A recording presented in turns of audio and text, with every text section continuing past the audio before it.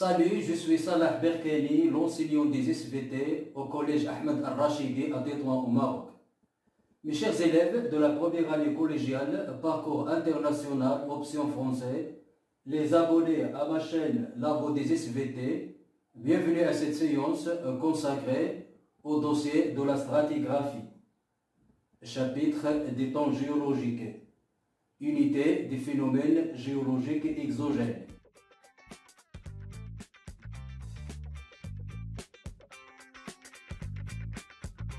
Mes chers élèves, on a étudié durant les séances précédentes que les roches sédimentaires affleurent sous forme de strates superposées et horizontales, avec un faciès donné et une épaisseur allant de quelques centimètres à plusieurs mètres.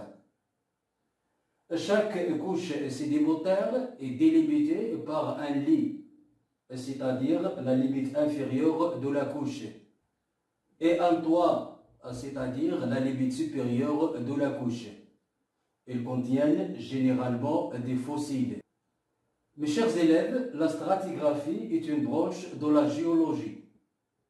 Elle étudie les strates sédimentaires ou les couches sédimentaires pour les dater, c'est-à-dire déterminer leur âge, et déterminer leur milieu de sédimentation, dans le but de reconstituer l'histoire et la paléogéographie de la région. La paléogéographie, c'est-à-dire l'emplacement des anciennes mers et des anciens continents. En effet, la stratigraphie se base sur les fossiles et les éléments radioactifs que les roches sédimentaires contiennent. Elle se base aussi sur des principes nommés les principes de la stratigraphie.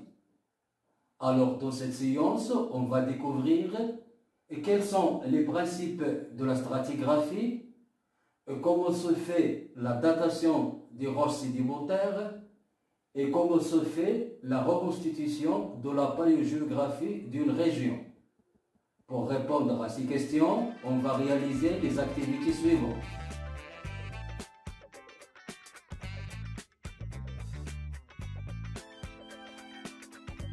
Mes chers élèves, dans cette première activité, on va découvrir quels sont les principes de la stratigraphie, c'est-à-dire les lois et les règles sur lesquelles se base la stratigraphie. Analysons la colonne stratigraphique suivante.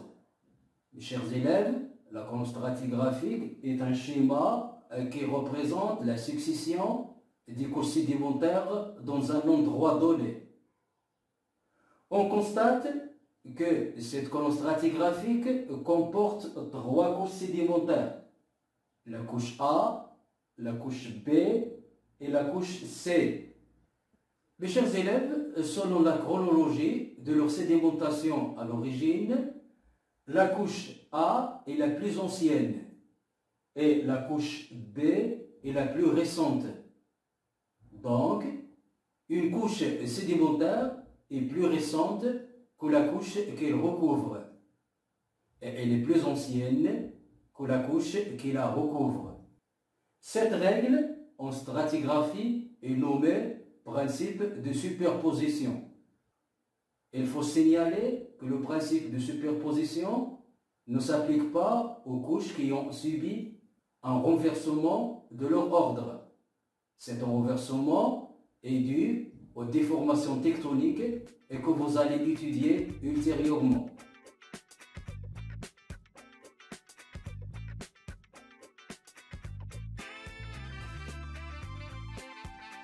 Et maintenant, mes chers élèves, observons ces deux colonnes stratigraphiques qui sont éloignées l'une de l'autre de quelques kilomètres. Et comparons l'âge des couches A et A' d'une part et les couches C et C' de l'autre part. Puisque les couches A et A' contiennent les mêmes fossiles stratigraphiques, elles ont donc le même âge. C'est le principe de l'identité paléontologique qui stipule les couches sédimentaires qui contiennent les mêmes fossiles stratigraphiques sont de même âge sur toute leur étendue.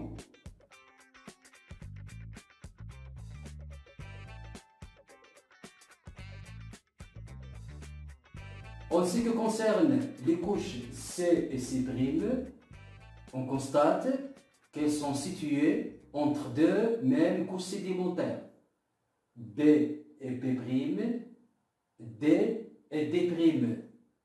Donc, les deux couches C et C' sont de même âge. C'est le principe de continuité latérale. Et ce principe stipule la même couche sédimentaire a le même âge sur toute son étendue localement.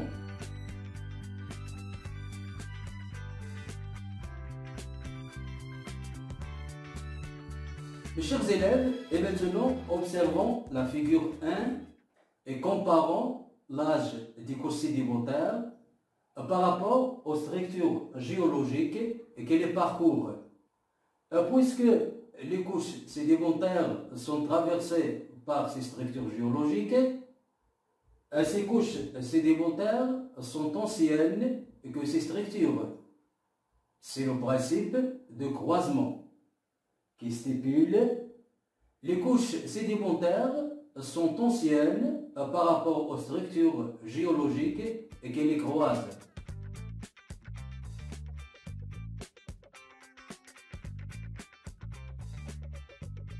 Et maintenant, comparons l'âge de la couche B et les inclusions M qu'elle contient. On déduit que la couche B est plus ancienne par rapport aux inclusions M qu'elle contient. C'est le principe d'inclusion. Ce principe stipule les couches sédimentaires sont plus anciennes que les inclusions qu'elles contiennent.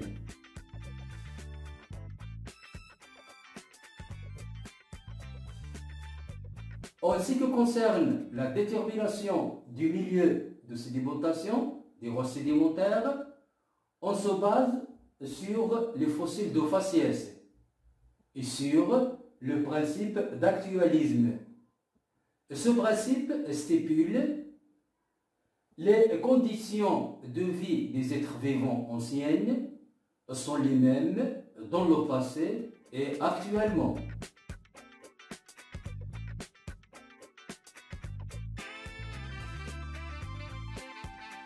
Mes chers élèves, et maintenant on va découvrir comment se fait la datation des couches sédimentaires avec les fossiles stratigraphiques. En analysant la colonne stratigraphique suivante, on déduit que la couche A s'est formée durant l'ère primaire, car les trilobites qu'elle contient ont vécu pendant l'ère primaire.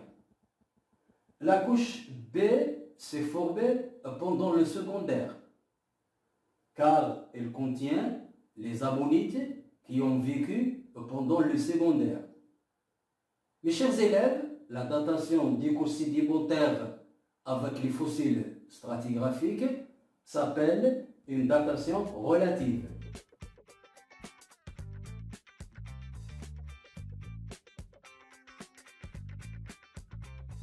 Mes chers élèves, et maintenant on va découvrir quel est le milieu de sédimentation de la couche A. Cette couche A contient un fossile de faciès qui est nommé le nautile. En effet, les nautiles vivent actuellement dans les grands fonds marins. Donc, en appliquant le principe d'actualisme, la couche A des schistes s'est formée dans les grands fonds marins.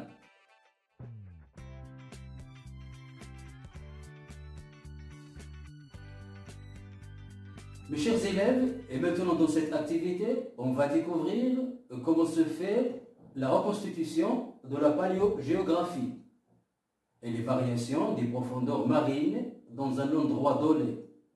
En analysant la colonne stratigraphique suivante, on constate que pendant l'ère secondaire, le faciès des couches sédimentaires varie d'un faciès détritique, littoral, et évolue vers un faciès carbonaté, et puis un faciès argileux, très fin des grands fonds. Il s'agit donc d'une série transgressive, c'est-à-dire que cet endroit devient de plus en plus profond. Il s'agit d'une transgression marine donc. Alors, comme pendant le tertiaire, dans ce même endroit, le faciès des couches sédimentaires a évolué d'un faciès très fin, de grande profondeur, argileux, vers un faciès détritique littoral. Il s'agit donc d'une série régressive, c'est-à-dire ce milieu devient peu profond progressivement. Le tertiaire a connu une régression marine dans cet endroit donc. En effet, la transgression marine, c'est l'avancée de la mer sur le continent de plusieurs kilomètres. Et la régression marine, c'est le recul de la mer du continent. Mes chers élèves, la succession d'une série transgressive et d'une série régressive dans un endroit constitue le cycle sédimentaire. Mes chers élèves, durant la régression marine, il y a affleurement du continent et érosion des roches. Et durant la transgression marine, il y a sédimentation et diagénèse des sédiments.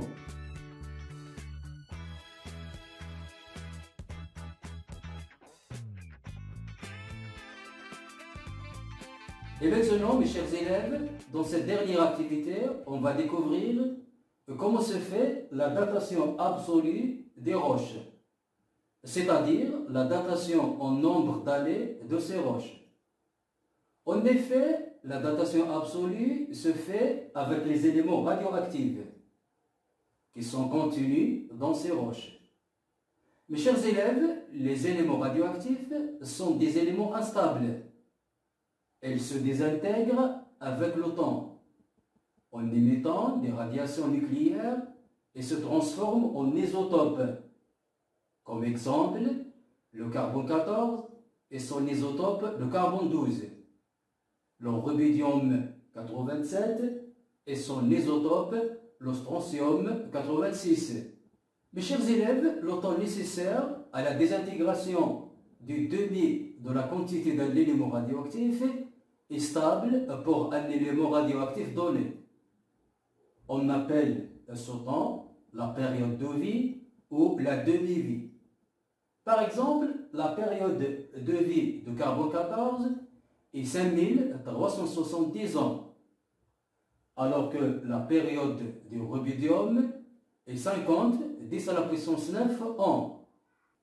En mesurant la quantité de l'élément radioactif et son isotope dans une roche ou dans un fossile, on peut calculer en nombre d'années l'âge de cette roche.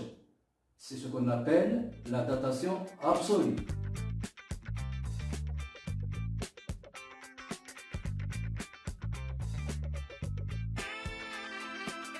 Mes chers élèves, on est arrivé à la fin de cette séance. Je vous invite à vous abonner à ma chaîne, comme j'attends vos observations pour améliorer ces ressources numériques. Merci et au revoir.